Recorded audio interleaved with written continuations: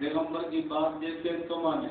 اللہ رب العزت نے آگے اس سوال کا جواب بھی دیا ہے، فرمایا وَأُولِي الْأَمْرِ مِنْكُمْ، اللہ کو نہیں سنا نبی کی بات مانو، نبی کو نہیں سنا فقہا کی بات مانو، اللہ کی ذات کو دیکھا اللہ کی بات مانو، اللہ کو نہیں دیکھا تو پھر نبی کی بات مانو، نبی کو نہیں دیکھا اولي الامر منکم فقہا کی بات مانو۔ اب دنیا میں کون سا خطہ ہوگا جہاں پہ تجھے عالم اور فقیہ نہ ملے؟ اللہ نے اتنا آسان دین کو کیا ہے، بعض لوگ کم علمی اور کم عقلی کی وجہ سے دین کو اتنا مشکل بنا رہے ہیں کہ جو کہتے ہیں اس پر عمل بھی نہیں کر سکتے۔ ہم دین کے معاملے میں وہی بات کہتے ہیں کہ جس پہ عمل بھی کرتے ہیں اور ہر بندہ اس پہ عمل کر سکتا ہے۔ میں یہ بات اس لیے کہہ رہا ہوں کہ جنت اور جہنم ہر بندے کا معاملہ ہے۔ اگر کتاب جانتا ہے تب بھی جنت اور جہنم ہے، نہیں جانتا تب بھی جنت اور جہنم ہے۔ اگر ایک دن سکول نہیں گیا اس کی بھی جنت اور جہنم کا معاملہ ہے، اور اگر ایک بندہ سکول کیا جانا پی ایچ ڈی کرتا ہے تب بھی معاملہ جنت اور جہنم کا ہے۔ آپ اپنے شہر کو دیکھ لیں، ہر گھر میں بچوں اور بڑوں کو دیکھ لیں، اگر آپ تناسب کا اندازہ لگائیں گے تو 100 میں سے ایک بندہ بھی قرآن کا حافظ نہیں ملے گا۔ اگر آپ تناسب دیکھیں گے 100 میں سے ایک عورت بھی اچھے تلفظ کے ساتھ قرآن پڑھنے والی نہیں ملے گی، اور اگر آپ تناسب کا اندازہ لگائیں گے تو 500 میں سے ایک بندہ بھی حدیث کو اوپر دیکھ کے پڑھنے والا نہیں ملے گا۔ بلکہ آپ کو تعجب ہوگا جو خود کو اہل حدیث کہتا ہے وہ بھی حدیث دیکھ کر نہیں پڑھ سکتا۔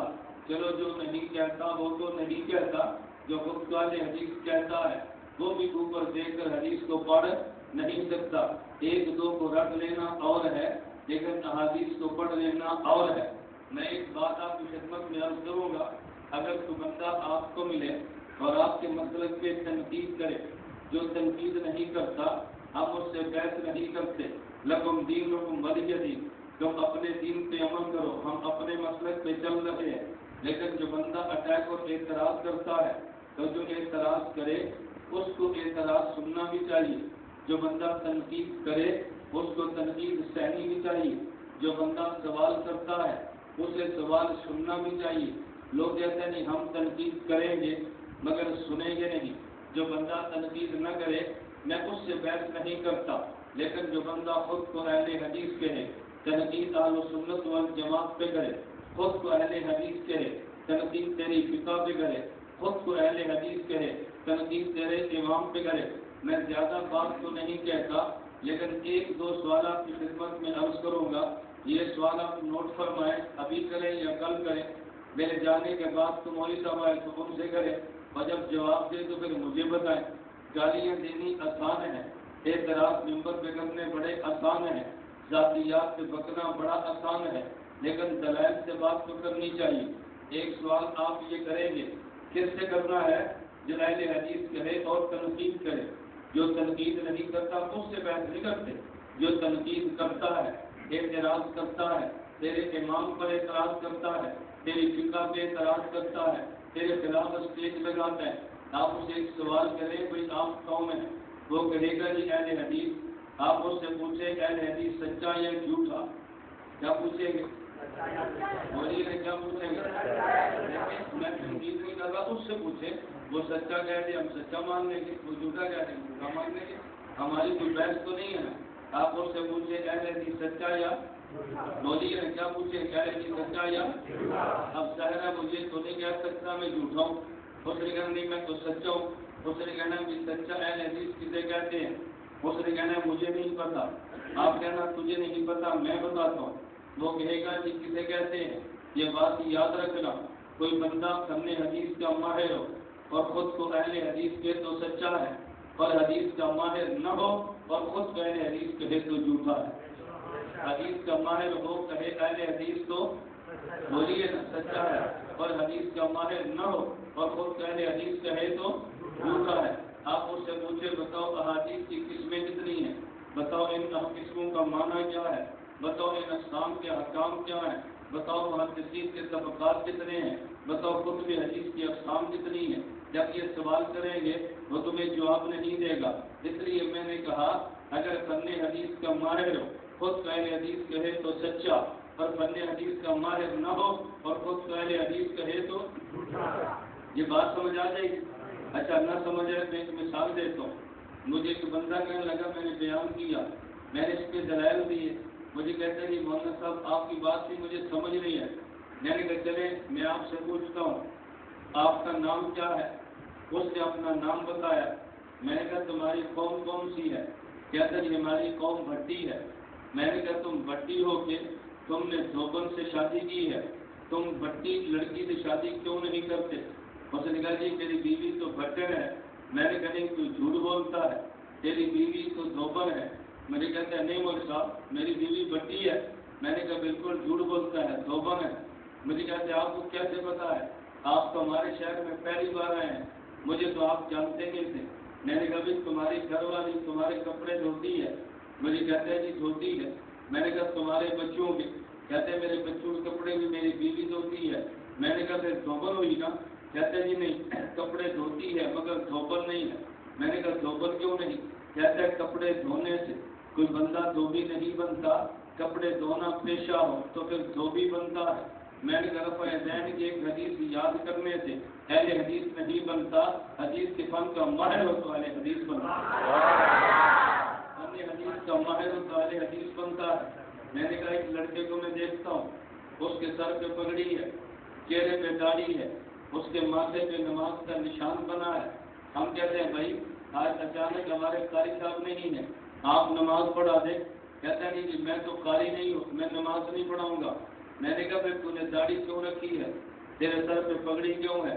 تو نے کہا جی میں قاری صاحب تو نہیں ہوں, ہمارے محلے میں تبلیغی جماعت آئی تھی, میں نے ان کا بیان سنا تھا, ان کے ساتھ 4 ماہ کی گائے بن گیا تھا. یہ 4 ماہ کی برکت ہے کہ میرے سر پہ پگڑی اور میرے چہرے پہ داڑھی ہے. میں نے کہا جب تو تبلیغی جماعت میں گیا تو نے جماعت میں جا کر کچھ صورتیں نہیں پڑھی؟ اس نے کہا جی میں نے صورتیں پڑھی ہیں.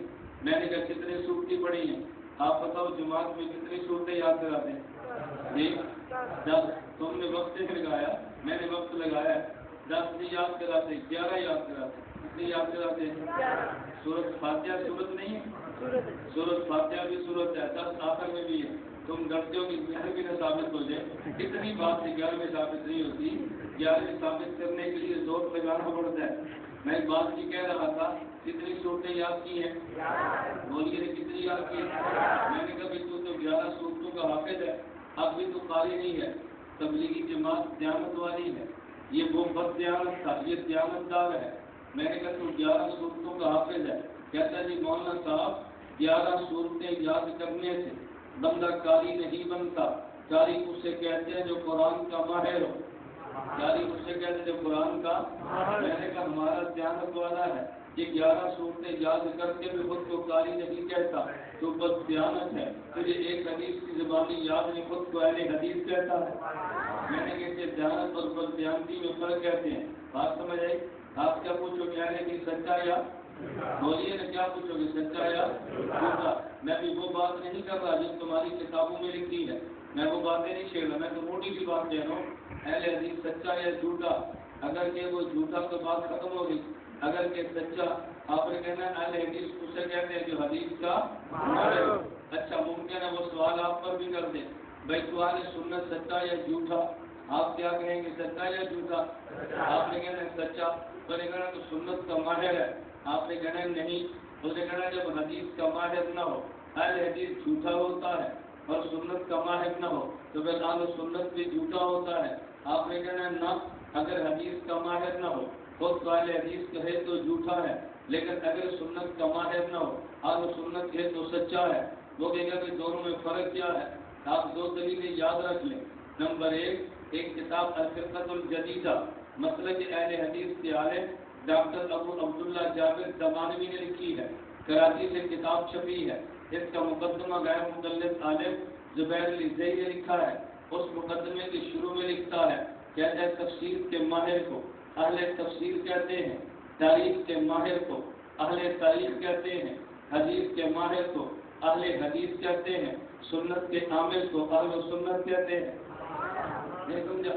تفسیر کے ماہر کو اہل تفسیر کہتے ہیں, حدیث کے ماہر کو اہل حدیث کہتے ہیں, اور तारीख के माहिर को अहले तारीख कहते हैं, सुन्नत के माहिर को नहीं, सुन्नत के आमिल को अहले सुन्नत कहते हैं। मैंने कहा तेरे घर की गवाही है, अहले हदीस कहलवाने के लिए हदीस में माहिर होना जरूरी है, अहले सुन्नत कहलवाने के लिए सुन्नत का माहिर होना जरूरी नहीं, तेरे घर की गवाही है। चलो अगर तो घर वालों को न माने, क्योंकि तेरा मिजाज है कि जब फंस जाए कहते हैं मैं नहीं मानता, और जब न फंसे फिर नाम लेता है। अगर तुम्हें न नजर आए आप सवाल करके पूछ लो, तुम्हें गुमराह करने के लिए कहेगा भाई तुम रफ़ा ज़ैन नहीं करते, मक्का में रफ़ा ज़ैन तो होता है, तुम क्यों नहीं करते?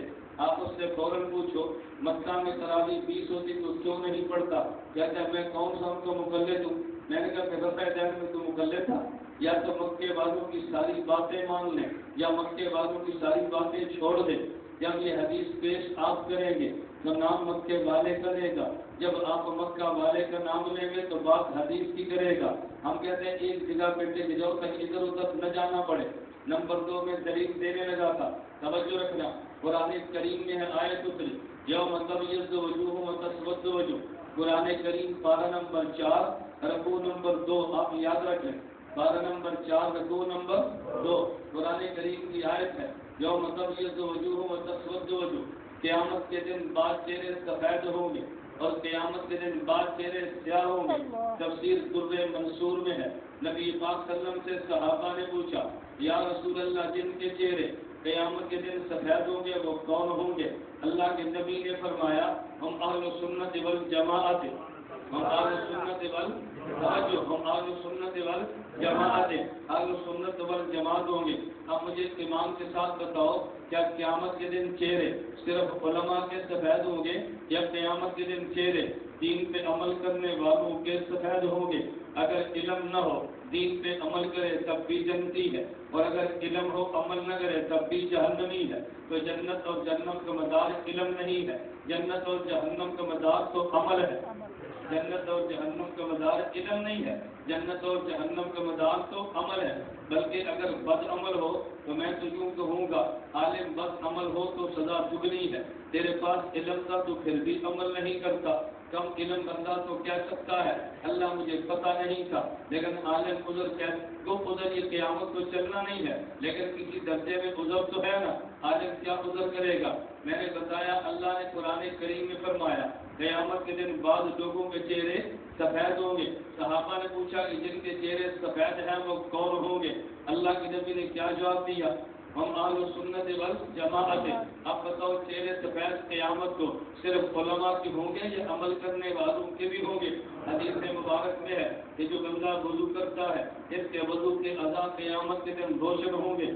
इमाम अबू हुरैरा रज़ी अल्लाह अन्हु का मामूल ये था कि जब वो बाजू धोते तो ऊपर तक धोते। किसी ने पूछा क्यों? पर मैं क़यामत के दिन अज़ा जब धोए जाए ये